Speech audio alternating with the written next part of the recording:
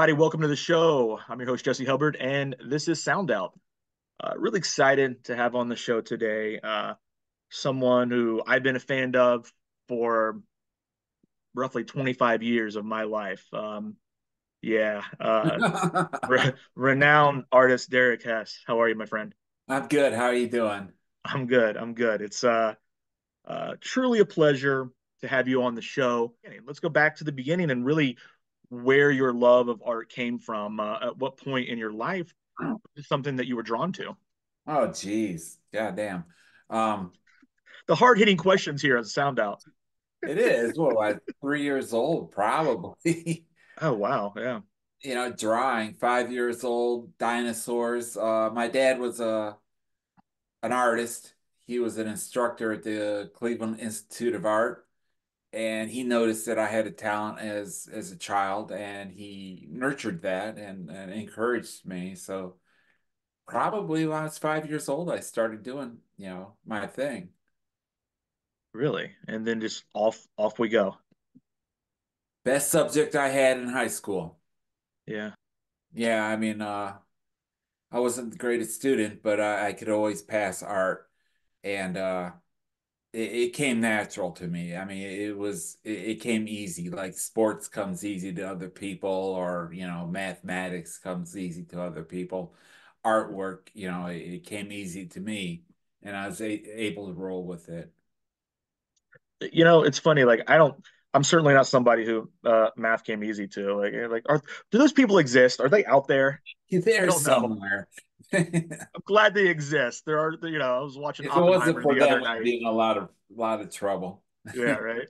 I was watching Oppenheimer the other night. And it's like, I guess it's a good thing that some people, know how to do the equations. It's an important part of our world Right. to Right. prevent, world wars and disasters. So correct me if I'm wrong. I certainly am no student of the art world. I'm just a fan. I don't. I can tell you if I like something or if I don't. I don't know much about styles and everything. So please correct me if I'm wrong. But Sure. um, is your style considered forced perspective, or is that kind of the inspiration in which you took to develop your style? Well, I don't, it's tough to describe a style. It's like a lot of artists, like I may go off subject here a little bit. Feel A free. lot of like Yeah, a lot of comic book artists, they worried about, creating a style so, they're recognizable. Whereas they don't learn to draw. They're more worried about making this style that they can be recognized by. And I think a style comes from learning to draw. The more you move your hand with the pen and the paper, the easier it becomes. It becomes a muscle memory. You know what I mean? I do. And as far as my style goes, I really don't know, if it's definable. Um, Forced perspective is something I got from an artist named Gil Kane, who was a comic book artist who's now passed away, who was brilliant. You could look him up, and he did a lot of Green Lanterns, a lot of Spider-Man, Oh, some cool. Captain Americas, and stuff like that during the Silver Age and Bronze Age of comic books. And so I lean towards that, with some of my work, and so that forced perspective is like that is forced perspective. That hand being right up there, coming back. You exaggerate the distance and uh Yeah. You and certainly do see a lot of that in comic books and in that type of art. It's interesting. right, Yeah. right. But Gil Kane was one of the ones that really started doing it, and he really knew his anatomy. Where again, that goes back to guys learning a style instead of learning how to draw. Gil Kane knew how to draw, and then he knew how to do the forced perspective, and that's where I picked that up from. So comic books, was that a big form of inspiration for you growing up? Yeah. Yeah. As a little kid, I progressed through 5 years old doing dinosaurs and getting a little bit older, and then comic books probably when I was about 10 or 11 or 12. And I continued to collect those ones from my childhood, the Bronze Age and the Silver Age books. And because I just, there's a lot of great comic book art out there right now. I mean, a lot of great comic book art, but I still work with the masters. Those are the guys I follow, the ones who lay down the groundwork. Yeah, yeah, it's something to be said about like, the founding fathers, so to speak, about Right. that. Yeah, absolutely.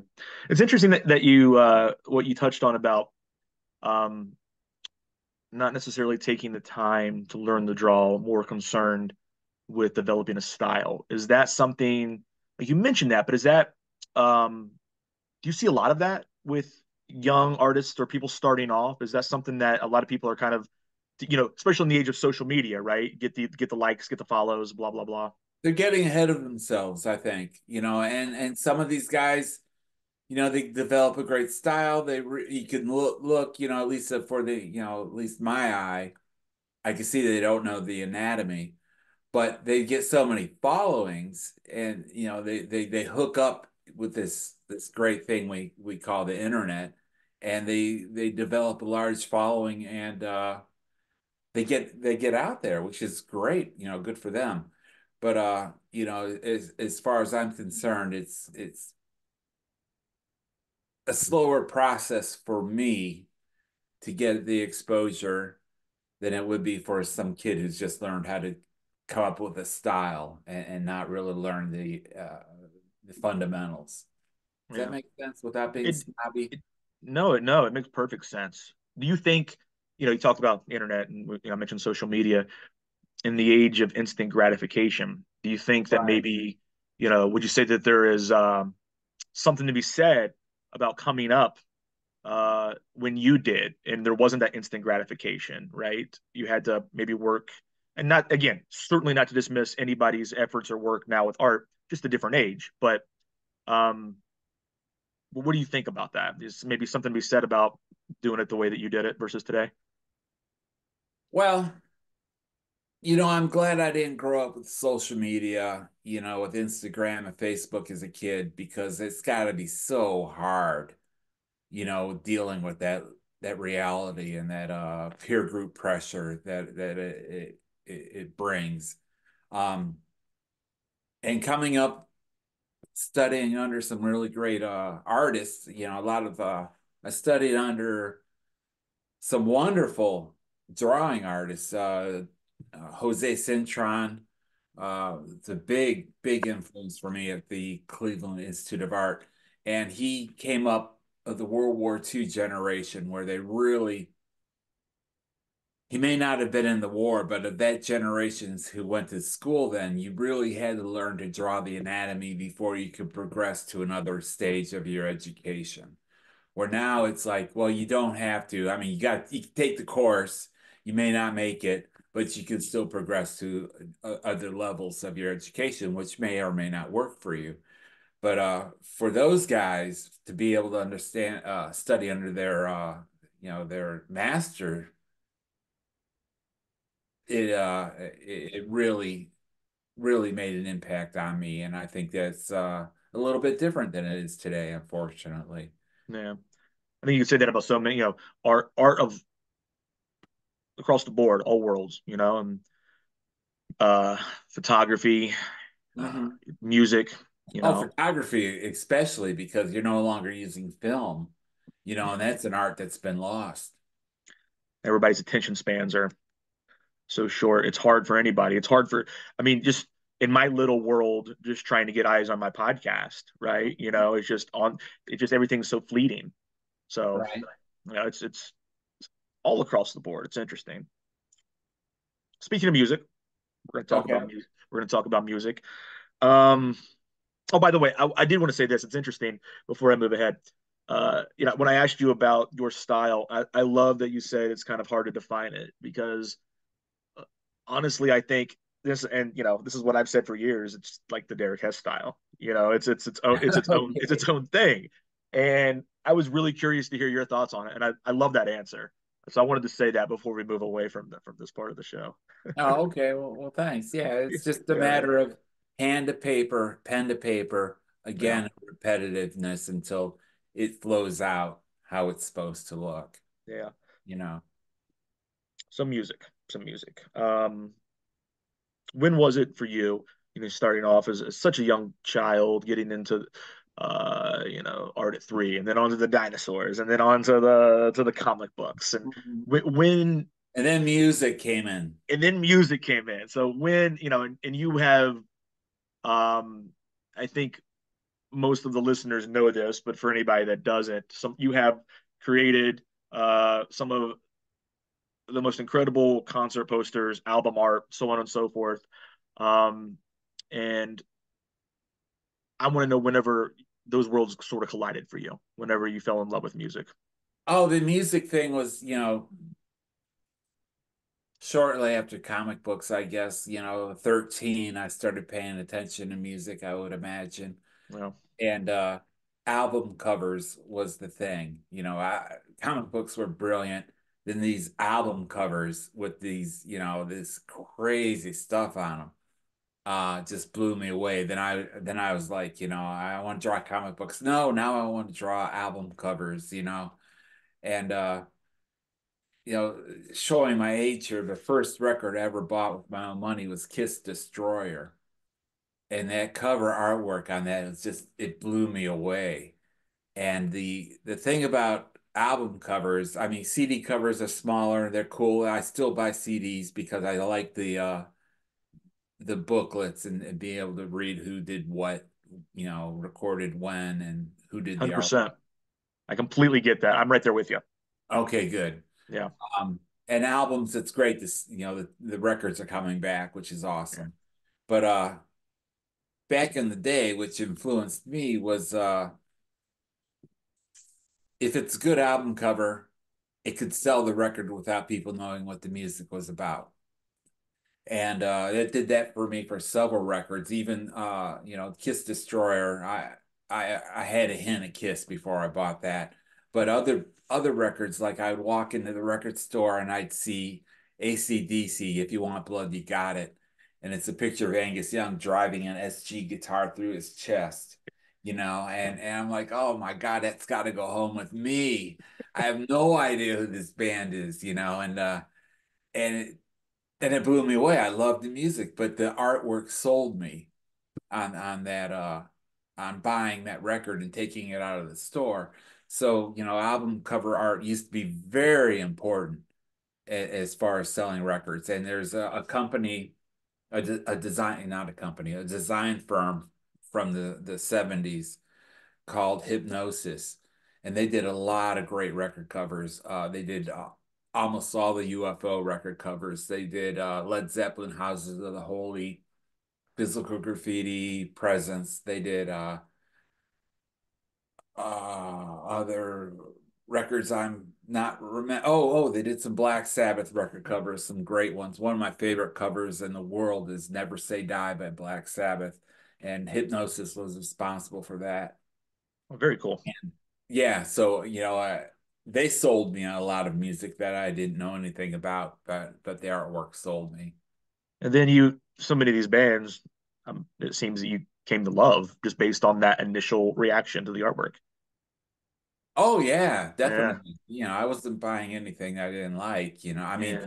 I was buying things I didn't know, And then you but ended up loving them. Yeah. I ended up liking them. Like Judas Priest, Unleashed in the East. On the back cover, the guy's Rob Halford's on a motorcycle on the middle of the stage.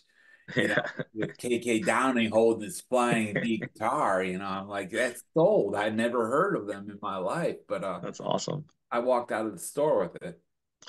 What was which came first for you?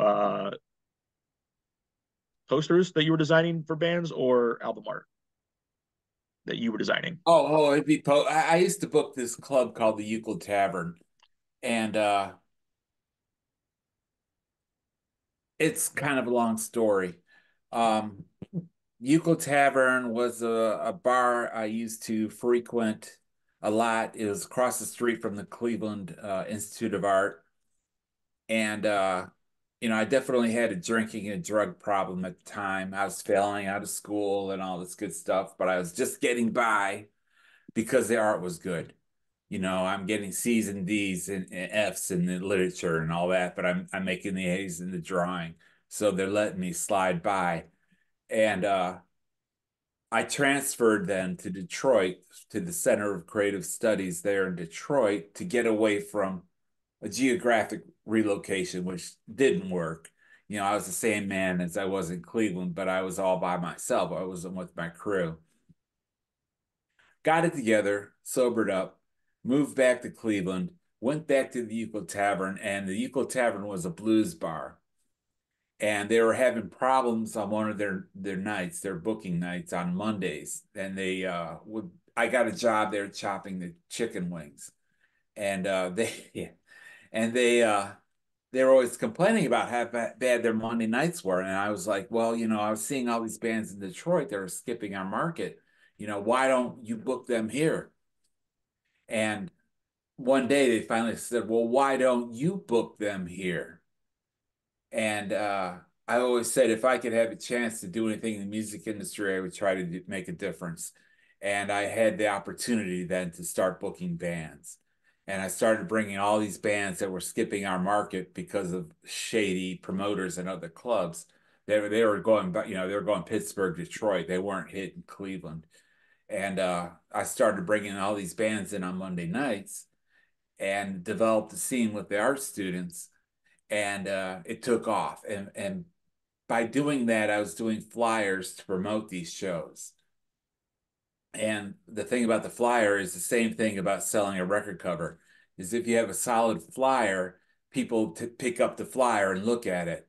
And they may like, this is cool. They might like, well, this is for the Euclid Tavern. Well, this is for a band, blah, blah, blah. Maybe I'll go to it. And it steamrolled from there by doing all these flyers. It just saturated the market in Cleveland, record stores, music stores, coffee shops, whatever. The flyers were out, and people started to notice that, well, that's that one artist. Yeah, that looks cool. That's for the Euclid Tavern. That's that artist's artwork for that Euclid Tavern. Oh, that was a cool show I saw there last week. Maybe we'll go see this band. And I started, I got an audience together that would just show up regardless who the band was, just because they wanted to see what's going on. And then it developed into concert posters. But that's how that worked. I was booking the shows and doing the promotions. Did you like booking the shows? Was that something that was a lot of fun for you? It was a lot of fun. I mean, Yeah. I got burned out on it, but it was a thrill, I mean, Yeah. it was a very exciting time with the music too.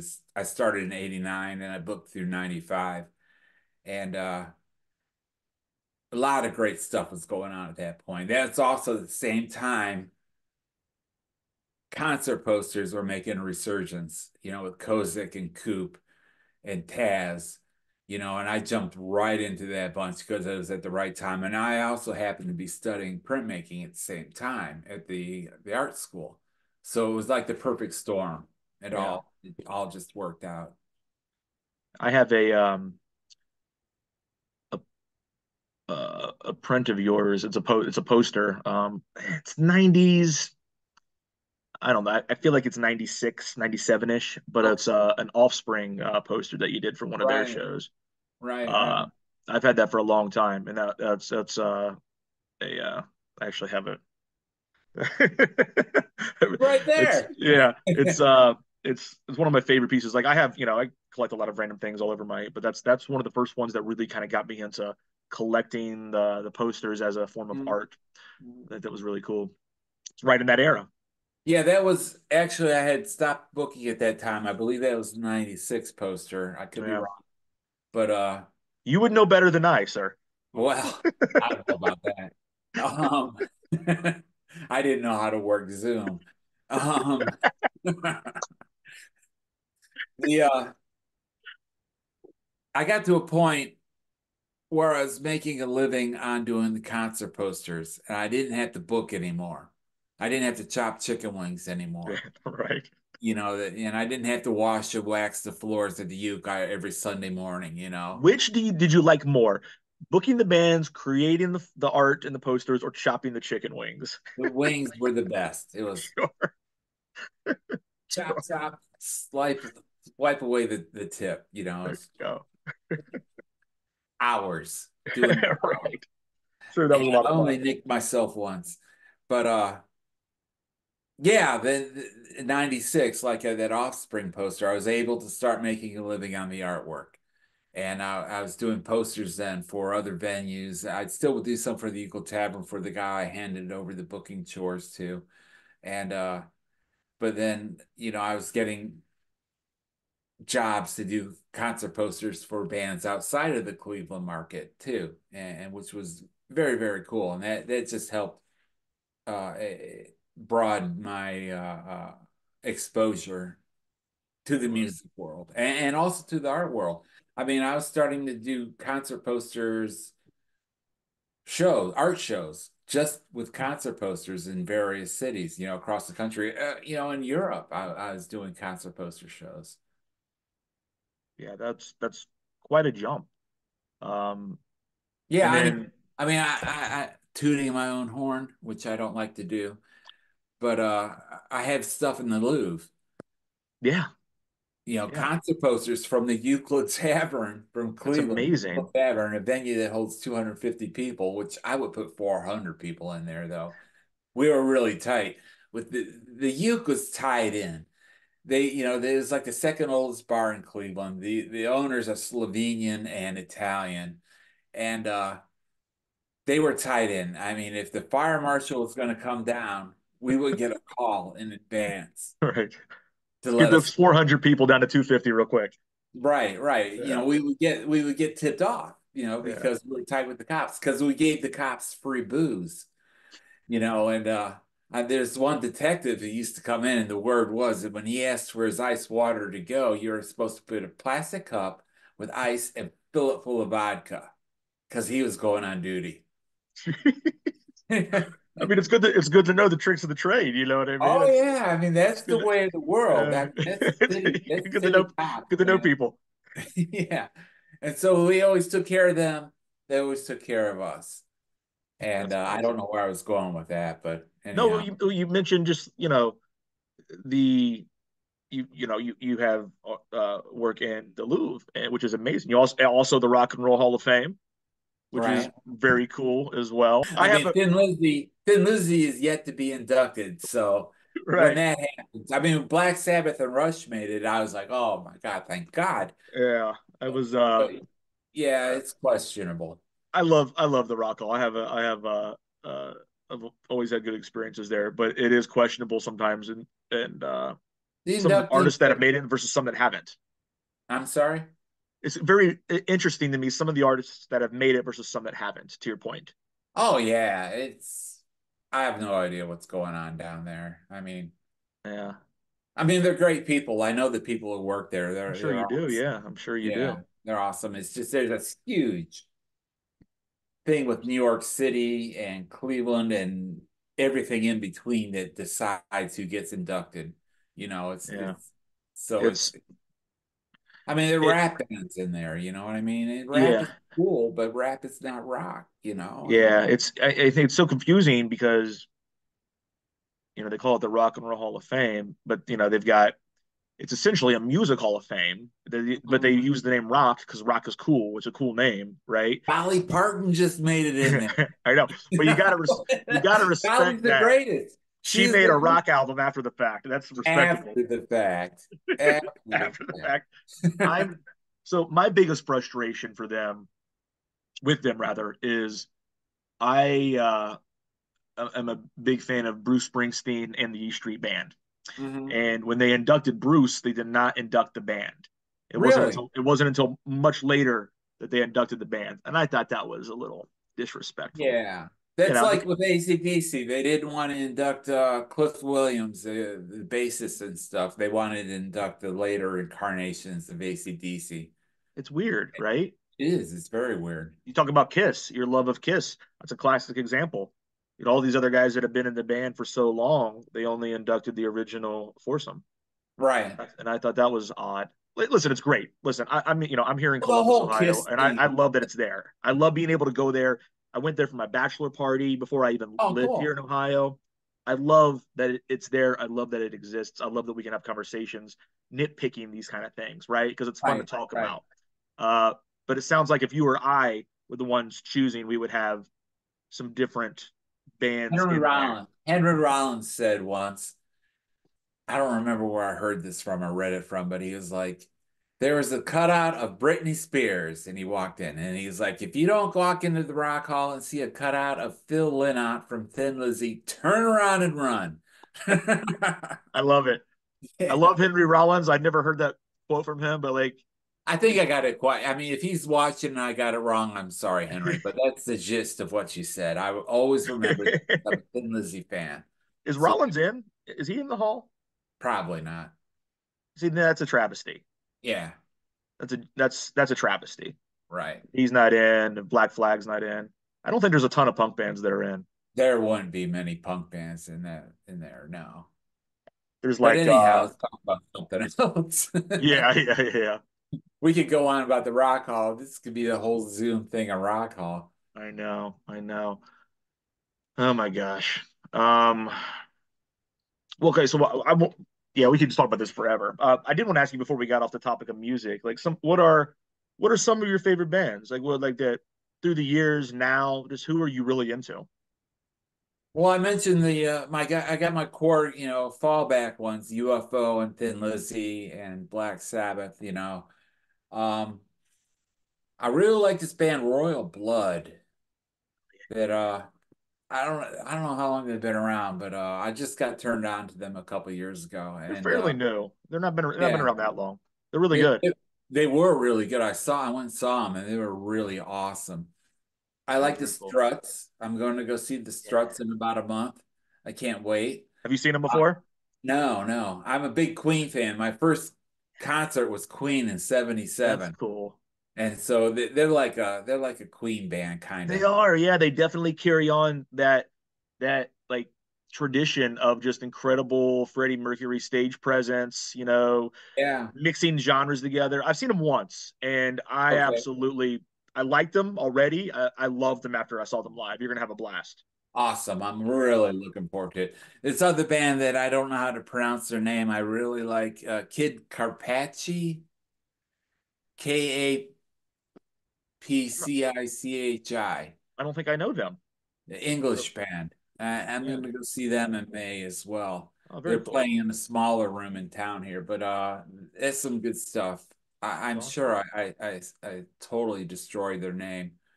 Um, Yeah, I'm not familiar, so like at least you are aware of them. I need to check them out.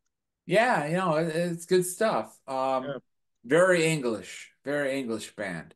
yeah. It's nice. What I love about the answer you just gave was a mix of like older established classic bands and some new stuff. You know what I mean? I think that's so cool because like so many people, I'm 42 myself, and they say once you hit your mid 30s, like you stop discovering new bands. Right. And I never want that to happen. I always want to just like what you just said. Like oh, love the Clash, love the Stooges, but I also, love like, Frank Turner or the Menzingers or, whoever new coming out. I mean, they're not new, but It's you get my like point. I hate like reading on Facebook people's posts on whatever Facebook page I might be following how there's no good music from the 90s or the 80s or the 2000s or whatever. And it's like these people just stopped growing, Yeah. because there's a lot of good music Yeah. out there, a lot of good music right now out Yeah. there. And like the old fogies are all like, it ain't no Aerosmith, you know what I mean? That's Although I love Aerosmith. Aerosmith from the '70s, I think, was brilliant. yeah. Then when Yeah. they It's sobered up, they got Love in the Elevator and they screwed up. But isn't that interesting? I yeah, always, and you never want anybody you say sober up, and it's a good point. Like I never want anybody to struggle with anything like that, and but it's interesting. It is interesting how yeah, often art or music in particular, uh, under the influence or when the musicians are angry, when there's an anger there and there's a hunger. And It then once just they got comfortable, they lost it. yeah, it's something about that, you know. And You so know, like the I want Aerosmith. everybody to like be happy and healthy and sober and write passionate, powerful, angry music at the same time. Now, Aerosmith, again, that was another band that I bought toys in the attic because of the cover. That was a good And cover. yeah, the cover art, and I love them. I mean, they used to be a dangerous band to go see back in the day. I saw them at the Cleveland Stadium with, well, I saw them a bunch before this gig, but the Cleveland Stadium with AC/DC with Bon Scott, Thin Lizzy with Phil Lynott, the Scorpions' very first show ever in the United States, Ted Nugent and Journey, which is the only thing that didn't belong. And two people died at that show. It used to be dangerous to go see an Aerosmith show. Was And that one of those Monsters of Rock World deals? Series of The Rock. World Series of Rock. Yeah, yeah, yeah. Yeah, yeah. I And had seen ads for that, like old ads. I was like, oh my God. I didn't know people died at the show. It was that that was rowdy. the only one that ever happened at. And Yeah, that's they awful. all were, like Pink Floyd and Rolling Stones, and all the other ones were huge, but it didn't have that edge like that lineup had. Yeah. But What a a lineup though. Oh my God. oh my God, it was great. It made an impression, lasting impression. Um, the quote from Joe Perry, though, not from that show, but just at that time period, is that we used to be a rock band that dabbled in drugs. Then we became a drug addicts who dabbled in rock. Sounds about right.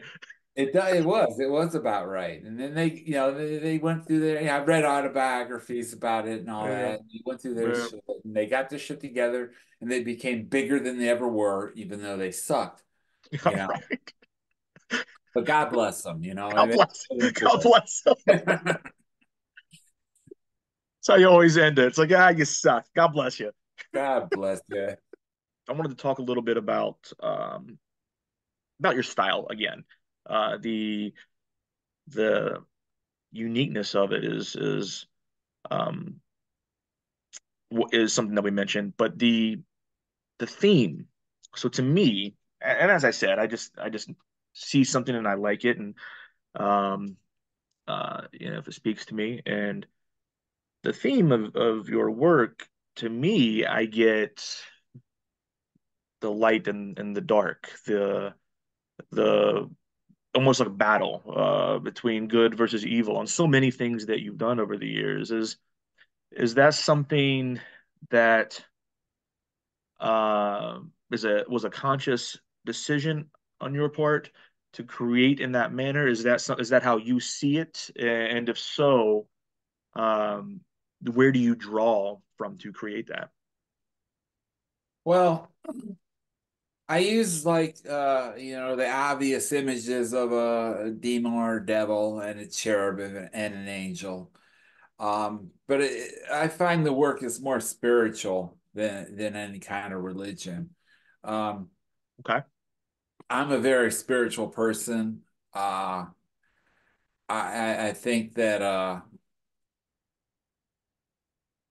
lot of people, a lot of religions are all doing their own thing, but they're also all trying to get to the same source. They're doing it in their own different ways. And I used to study under this master from Sahaj Marg was the name of the meditation. And we would focus in on the divine and the source and try to connect through that. And I would sit with him once a week and then sit with do it myself as well. And I find there's something more there. There is something definitely there. And I can't put my finger on it, but I could go into detail how these meditations worked if you like. But Yeah, by all means, I think that's fascinating. Yeah. okay. Well, I would sit with him. We He was a house painter, right, for a profession, and his wife was a school teacher, and they lived in a very middle class house, middle class neighborhood, and you would never know. They they would sit with people when they were done working for the day. They would sit with people for like, several hours, half-hour sessions at the end of the day, no charge, just doing this to help enlighten. And their kids are high school kids, and kids would thought they were crazy. It was so funny. But I would sit with him and we would focus in on the divine, and the divine was the light that came to the heart, not the head. You focus in on the heart and shove out all other intrusive thoughts. I mean, because we think there's so many thoughts that we have a day, a minute, a second. And it is just like you had to keep tuning back in and focusing in on the divine, focusing in on the divine, and pushing everything else out. And a couple times, I swear, I got to a point where you teeter at a door, you teeter at a doorway, and it's scary to step through. You hesitate and you don't always do it. But I've stepped through a couple times while meditating with this guy, and it is just phenomenal. I can't explain it, but it's just that I know there's something more there than what we know here from studying with this guy. Was it almost like an out of body type of thing? Yeah, yeah, very Wow. much so, yeah. Wow. And I'm very much Western. I'm not an Eastern philosophy person, but studying under him in the Sahaj Marg really opened my eyes to more things than just artwork and music and this and that and the other thing. All I need those things to sustain me and keep me, employed, but there's more beyond that. That's wow, that's fascinating just to Yeah, think I mean, about. I really lucked out. I was seeing a therapist about issues, which I always see therapists about, and he suggested that I meet with this guy, and that's how it all got the ball rolling as far as that goes. What time frame was this roughly when you started doing this? It was the 90s. Okay. 90s, The yeah. reason I ask is because of, I mean, what that is such an insightful answer to the question about the themes of your art, especially at that time, and it makes so much sense. It really does. Like to have those sort of experiences, and then and I love how you worded it as spirituality. What you said is exactly what I believe. I've never done any sort of meditation like that, but I think we're all working toward the same thing here. Yeah, I yeah, 100% agree with that. Um, and I think is one of the reasons that I've always gravitated towards your artwork is because it kind of, it just resonated with me in that way, honestly. So many others, I think, which is by, um, how many, I was going to ask you this later, but I want to ask you now. okay. Like, you're obviously your art has meant so much to so many people over the years. How many people do you think Oh boy. have gotten tattoos of your work? Oh Lord. Great. I mean, like, I don't even just based on what I've seen online over the years, I don't even know where to put that. I don't either. It's so Right? flattering. It is so So many. flattering that Yeah, so people many. get the work done, that they connect with it. And yeah, it's huge. People show me I'm out all the time. Well, I'm not all the time anymore. I'm old. I don't go out to all the gigs anymore. But when I did go out, You wait, you literally just named like 3 gigs you're going to over the next couple of months. those kids won't know me though. You know. Um, But people would show me their tattoos a lot. I would see Yeah. their tattoos a lot, and they would explain what they meant to them, and they're very heartfelt, and there is a real reason when they're going through their life that this image resonated with them that so much that they wanted to get it tattooed on their body, and that is really flattering and very flattering. got to be a wild, right? Like Yeah. even after like all these years of seeing it, it's still probably just like, wow, that's something. Yeah. No, it really is. I don't know how else to put it, but it's Yeah, something you created. It's on there forever. Yeah, I was it was on my notes. I'm like, I've got to know how many you think have been done. It's like, I mean, I don't even, you can't put a number on it, right? no, you can't put a number on it. Yeah.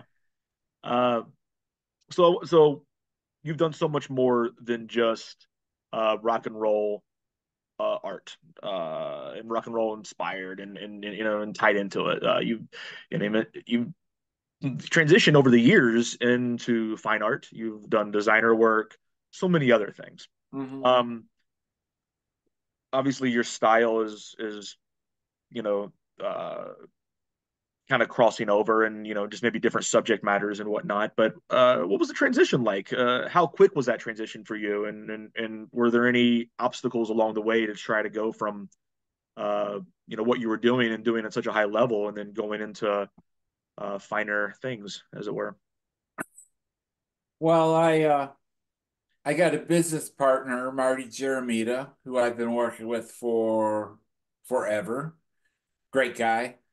And he is the guy who started me doing the concert posters because he was involved with the concert poster trade from when he lived in Texas because it is kind of blowing up down then. You know, he moved to Cleveland. He tracked me down through my flyers and he started funding my post flyers and the posters, and we've been working together ever since '93. And I told him one day, you know, I'm done. I'm done doing concert posters. I've hit a wall. I can't do anymore. And he's like, well, you know, what the hell are we going to do now? And I just started doing my thing, you know, and he was the imagery from the music posters at the time and that energy translated well to the fine artwork I was doing. And that's basically how that kind of got rolling. I can see that. Do you find it's a lot of crossover from the audience and the fan base, or they're more like kind of compartmentalized? You got your music fans here, you got people that want to buy something a little bit Got it all. bigger. Got it all. Yeah, And I gotta, you know, I go through things where I'll do a lot of something, then hit a wall and be done with it, and then do nothing for a little while, and then start doing something again, get excited about it, do a lot of it, hit a wall, and be done with it. And that's always frustrating, you know, not only to me, but Marty, especially Marty Jeremy, because it's like you just know, why can't you just crank them out? Come on, dude. exactly, exactly. Why can't you just do what you last did? You know? Um, like I did 8-track tapes. You know 8-track tapes. Yeah. I mean, a lot of your viewers may not know what those were. I don't know what your demographic is, but I did a lot of artwork on 8-tracks. I did hundreds of them, and and then I hit a wall and I just stopped doing them. And then I did Playboy covers. I did drawings of nudes on Playboy covers with grease pencils. I did hundreds of them. And I did a show with them in Cleveland, my hometown. And I only sold five. And, you know, that was kind of weird, but, you know, okay. So people weren't ready to accept it. But then I did a show of them in Germany and I sold out. Hmm. So that kind of shows you the difference in cultures. Yeah, But another thing, going back it's to interesting. Marty, I started doing. I'm a fisherman. I like fishing freshwater fish, Native American fish. And my dad was a pilot in World War II for a B-26 bomber, and he got me interested in World War II planes and machinery. And he came from that World War II generation where you had to learn how to draw. And So I started making these morph these morphs fish with World War II planes. And yeah. And Marty's like, how the hell am I gonna sell fish? But that went over well. It took a minute for people to catch on, but I Yeah. did a ton of that, and then I hit a wall and I stopped doing it.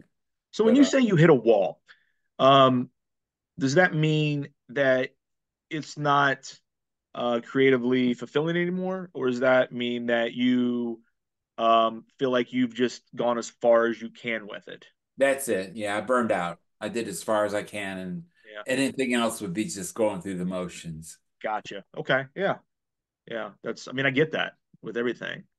Because when you first said that, I was thinking, oh, it was like writer's block, and but then it's more like, no, this is the lifespan for this, and I Right. understand that. Yeah, It's that's a great hard way to to put it. explain, but you got it. You Yeah, got it. it's interesting. I tend to think of things just from like the musical aspect. You know what I mean? Just like it's it's interesting to hear that. And I think that's I mean that's real integrity because you could keep going through the motions and keep pumping them out there, and I'm sure Marty Turning would be it very out thrilled with and that. With yeah, yeah, but but it would be as good. At least I wouldn't view it as being good. I don't want to put out anything half-assed. yeah, If I have to starve for a little bit, being a starving artist, I will, but I don't want to put out I don't want to churn crap out, you no, know. no, I respect that 100%. Um, so as we talked about with the tattoos and so many other things, like you've inspired so many people from various walks of life over the years. But I want to focus on artists.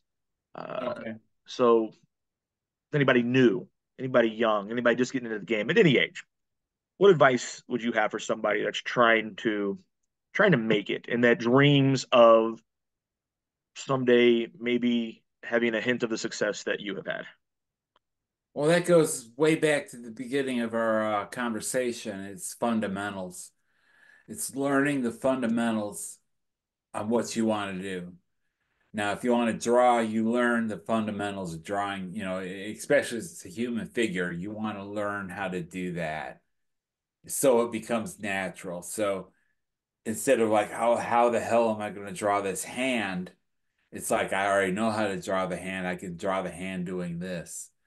And it when so then if you've done these fundamentals, you know how to do things. If a window of opportunity opens, you're able to step through it and recognize it. Whereas if you haven't done these things, you wouldn't be able to do that. You wouldn't be able to take advantage of an opportunity if you haven't done the footwork. Yeah, love that. Don't skip steps, right? Yeah, yeah. Yeah, that's what it boils down to. I wanted to ask you one more question before I let you go. This has been super fun. I really enjoyed talking with you. But I want to know, it's another hard-hitting question, if you're ready. Oh boy. All right.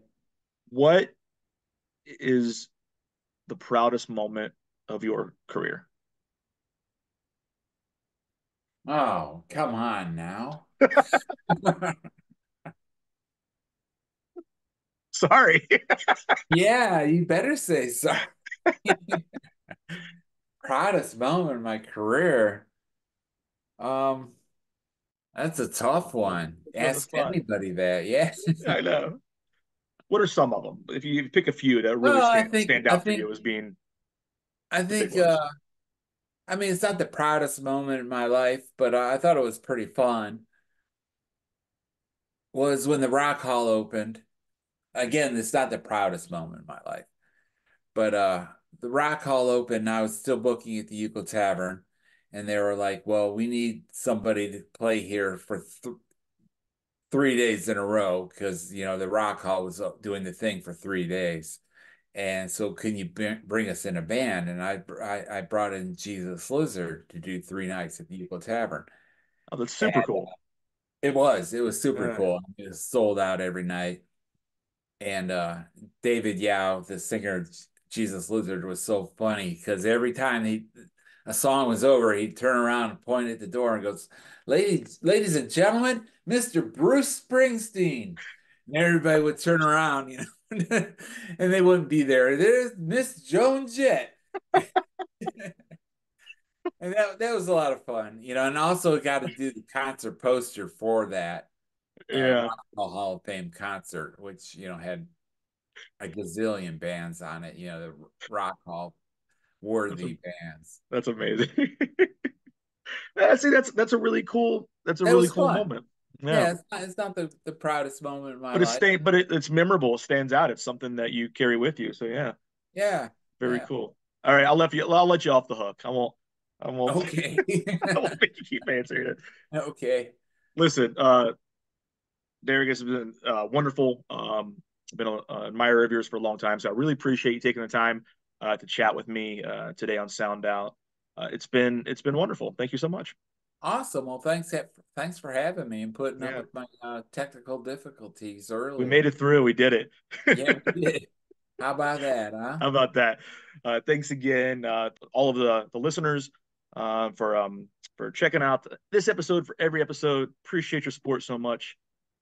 This has been Sound Out. I'm your host, Jesse Hubbard. Until next time, friends.